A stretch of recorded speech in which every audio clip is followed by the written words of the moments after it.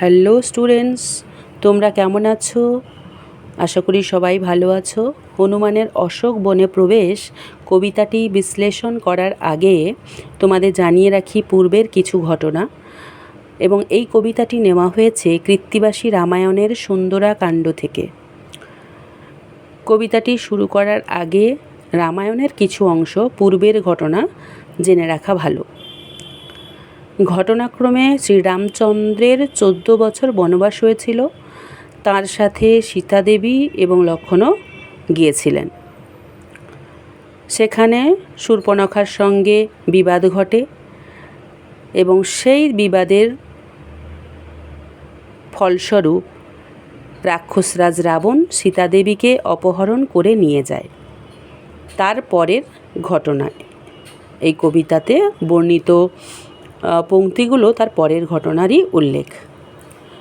অশোক বনে প্রবেশিল বীর হনুমান, অর্থাৎ সেই সীতাদেবীকে উদ্ধারের জন্য শ্রীরামচন্দ্রের সহযোগিতা করার উদ্দেশ্যে বীর হনুমান অশোক বনে লঙ্কায় অবস্থিত রাক্ষসরাজ রাবণের এলাকাতে প্রবেশ করল। কে? বীর হনুমান।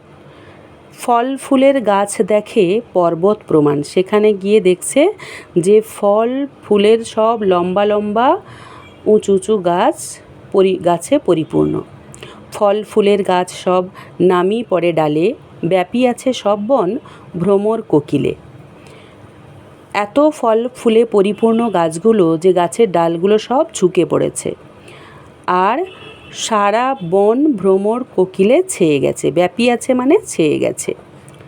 নানা বর্ণ পাখি সব দেখিতে সুন্দর, ভাঙিয়া পাখির নীড় বেড়ায় বানর। নানা বর্ণের নানা রঙের পাখি দেখতে সেখানে খুব সুন্দর লাগছে। আর সেখানে দেখছে যে বানরেরা মহানন্দে এক গাছ থেকে আরেক গাছে ফল খাওয়ার উদ্দেশ্যে গমনকালে পাখির বাসা ভেঙে ফেলছে। কোকিলের কুহুরব ভ্রমর ঝঙ্কার, শুনি আনন্দিত মন পবন কুমার। কোকিলের কুহু ডাক শুনতে পাচ্ছে, ভ্রমরের ঝঙ্কার শুনতে পাচ্ছে।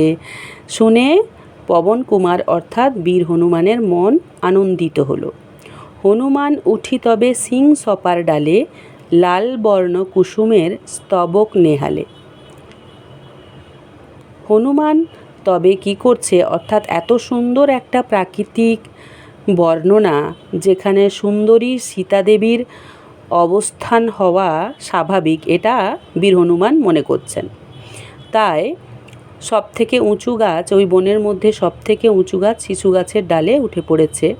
উঠে লাল বর্ণ কুসুমের স্তবক নেহালে দেখতে পাচ্ছে লাল রঙের ফুলের খোঁজ পেল। সেখানে পুরো বনটাকে লাল রঙের ফুলে পরিপূর্ণ লাগছে। রাঙাছে অশোক বন হিঙ্গুলের জ্যুতি। এক রকমের হিঙ্গুল অর্থাৎ পারদ মেশানো লাল রঙের এক রকমের খনিজ পদার্থ, যেটা বেশ জ্যুতি ছড়াচ্ছে, অর্থাৎ সেই ফুলের এত সৌন্দর্য বর্ণনা করছেন বীর হনুমান যে পুরো হিঙ্গুলের জ্যোতির মতো যেন সারা বনকে আলোকিত করেছে। সুন্দর সে বন যেন কাঞ্চন মূরতি। সেই বনটা এত সুন্দর লাগছে যেন সোনার মূর্তির মতো মনে হচ্ছে।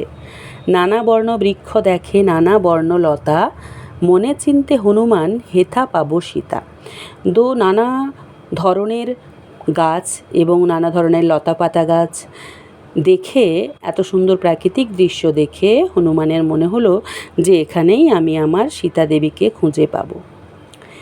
চেরি সব দেখে তথা অঙ্গ ভয়ঙ্কর, পর্বত প্রমাণ হাতে লোহার মুদগর। সেখানে কি দেখতে পেল?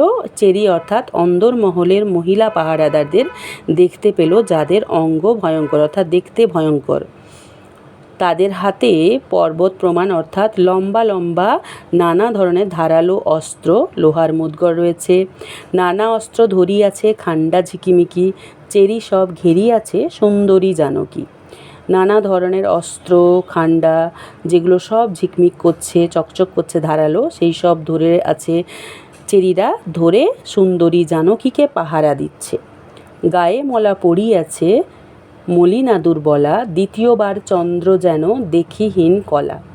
গায়ে ময়লা জামা কাপড় পরে পরিহিতা একজন দুর্বলা অর্থাৎ রুগ্ন দুর্বল মেয়েকে দেখতে পাচ্ছে, যেন মনে হচ্ছে দ্বিতীয়বার চাঁদের মতো ক্ষীণ শরীর, অর্থাৎ দেখতে খুব রোগা হয়ে গেছেন।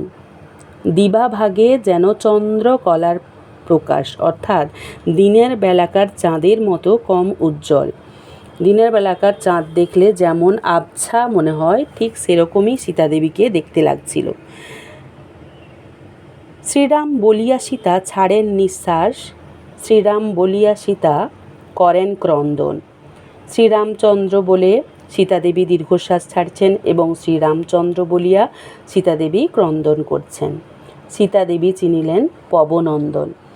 সীতাদেবীর মুখে শ্রীরামচন্দ্রের নাম শুনে পবনকুমার অর্থাৎ হনুমান সীতাদেবীকে চিনতে পারলেন। এই হলো তোমাদের হনুমানের অশোক বনে প্রবেশ কবিতার মূল বিষয়বস্তু। ধন্যবাদ ছাত্রছাত্রীরা।